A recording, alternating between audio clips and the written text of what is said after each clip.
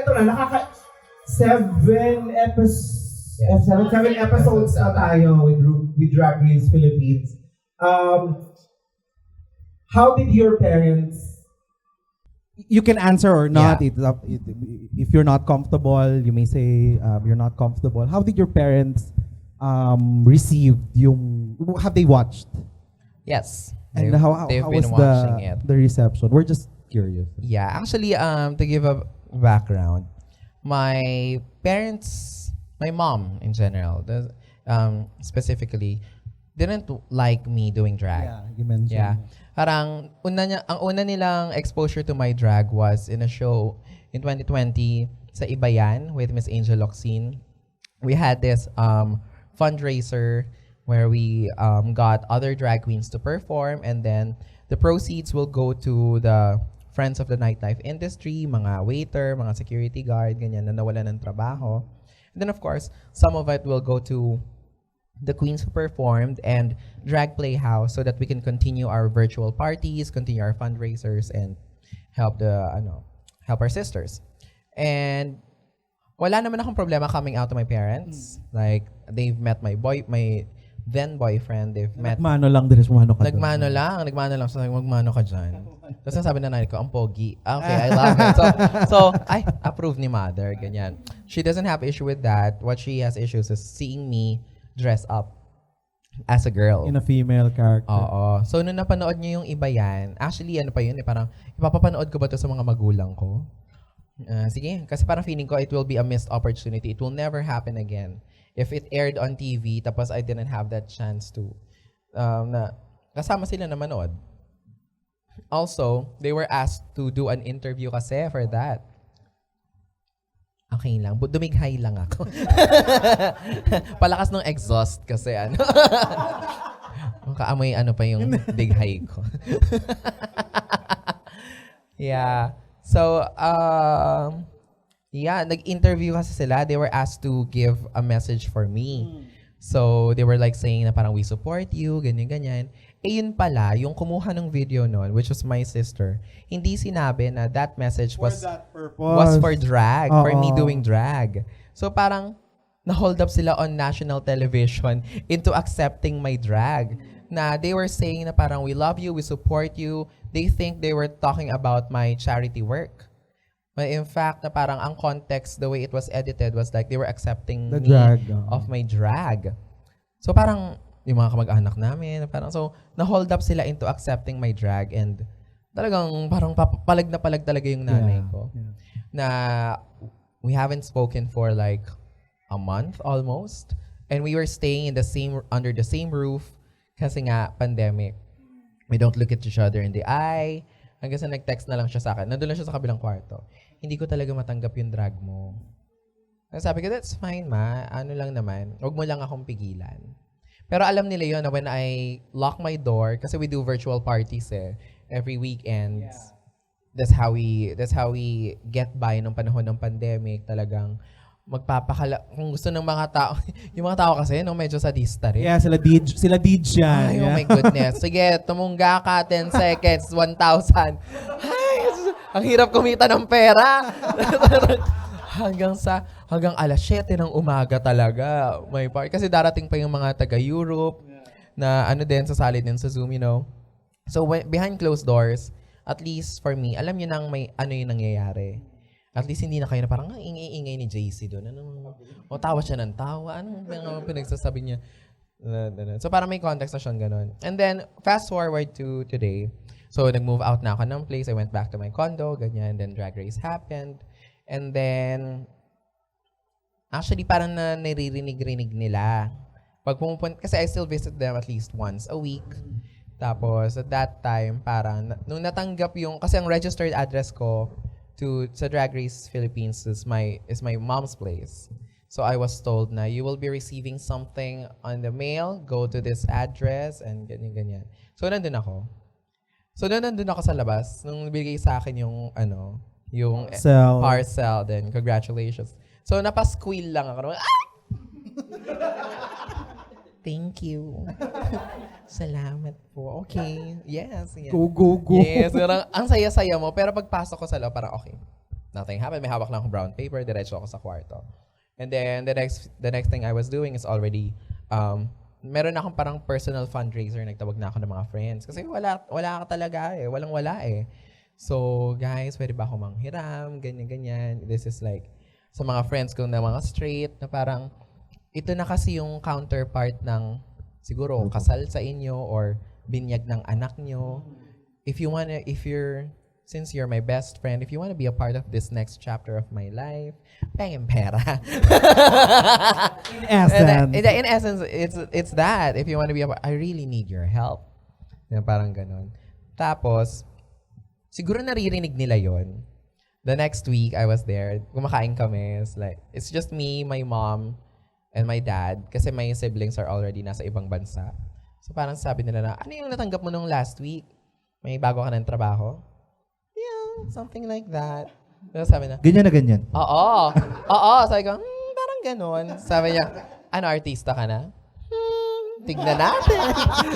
Tignan natin. Lying by omission na lang. Oo, parang, yeah. Kasi parang siguro nag-gets na nila yung context. And feeling ko, naririnig nila yung panghihingi ko ng pera sa kabilang kwarto. Tapos, nung pabalik kasi, every weekend, every Sunday, ihahatid ako ulit ng tatay ko dun sa condo ko. It's just, yun yung routine namin eh. Nung paalis na ako, sabi ni mama na parang, may kailangan ka ba ng pera? Ay, hello, naka-shirt siya. Hello. May merch. Naka-merch siya. May wala akong merch. Ang ganda naman yung t-shirt mo. Ang ganda nung nasa t-shirt. Sige dear, relax ka muna. Love it.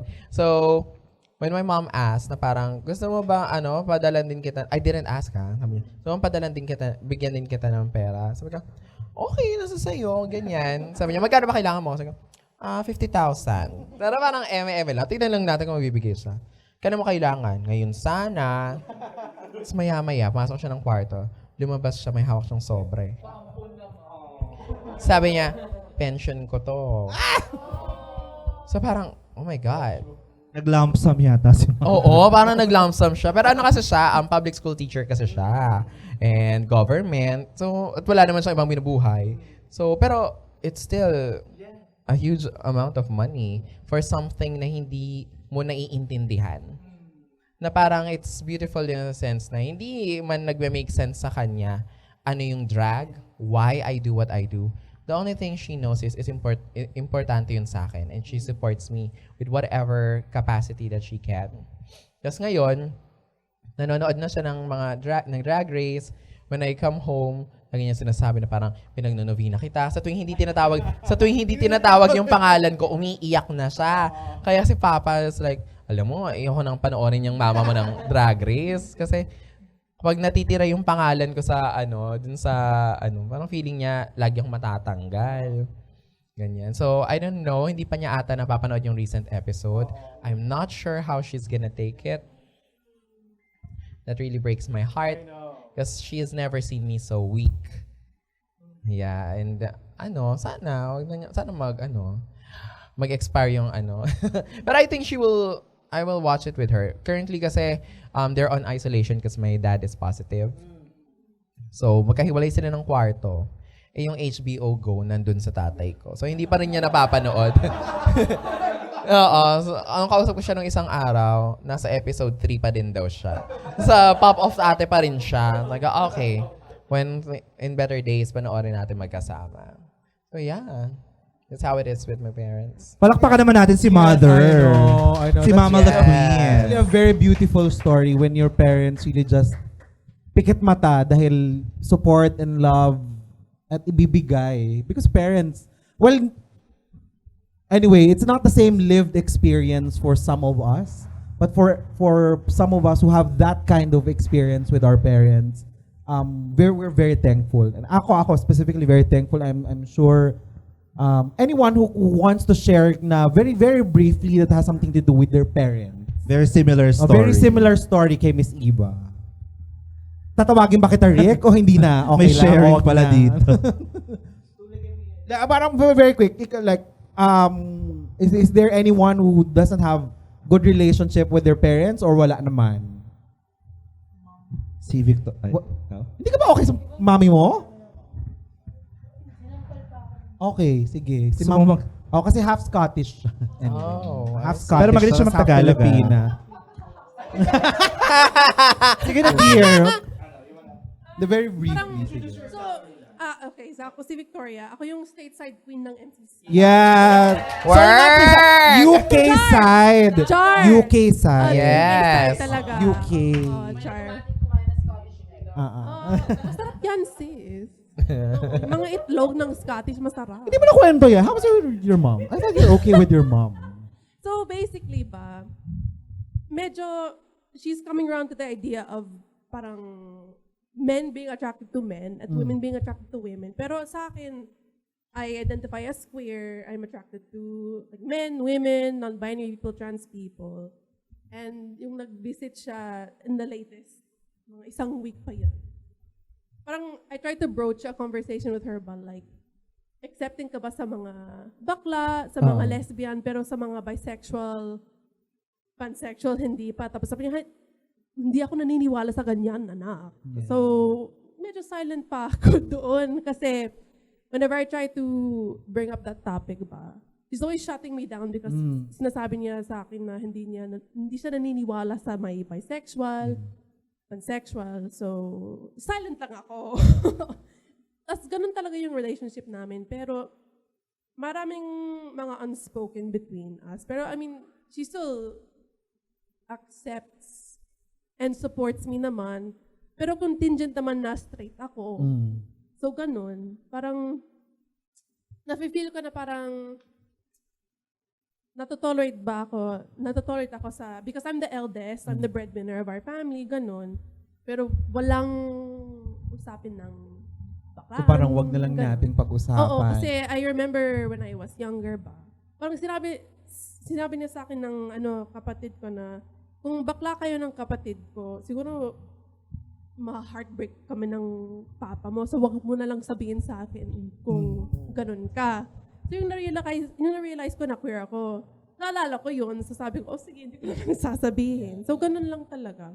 It also comes siguro from a generational perspective, no? Na what they do not understand, that the way we understand now, normal sa kanilang i-reject. And I think we also need to give some space to our parents. Oh, so hindi naman ako I'm not resentful naman. Yeah. Because she's the reason I was able to be educated, ganun. So, she moved to Scotland naman para maka-educate Para maging half-breed ka. Oo nga. Charot. Charot lang. Lord of the Rings. Yeah. Pero ganun. So, again, wala naman resentment. Ganun. Para it's just something we don't talk about. So, Pero it's also nice na to finally be able to out paano ba yung term? To out your Drag? drag. Yes. Grabe, binlock ko pa nga sila sa Facebook before eh. Like, but you think, the thing about my parents is that I understood na acceptance goes both ways. You know, it's not, hindi naman porket nag-out ka, ganun na lang. It's not, actually, yeah, I've discussed this sa Untuck before na parang, I do not hate my parents. If anything, I am very sad na they were in a society that made them think na queer sexuality, talks about sexuality or anything that's outside your comfort zone is something to be embarrassed about. That me dressing up, being in drag is something that makes me any less of a person. You know, it's not them. It's the society and the conditioning that made them think that way. So their process, and I could say na their love triumphed it. You know, it came across eventually na talagang it took their time, but it happened. You know, so maybe to your mom, she will come into terms with it because love will conquer everything. Amen. oh, ganda nun. Queen ang ina nyo. Queen ang ina nyo rin. Parang pwede magpastor si Miss Eva dito. The gospel according to Eva. Gospel according to Evangelism. The evangelism today. Nakikita ko na si pastor na kuha ano dun sa mga check. Yeah. Ayun,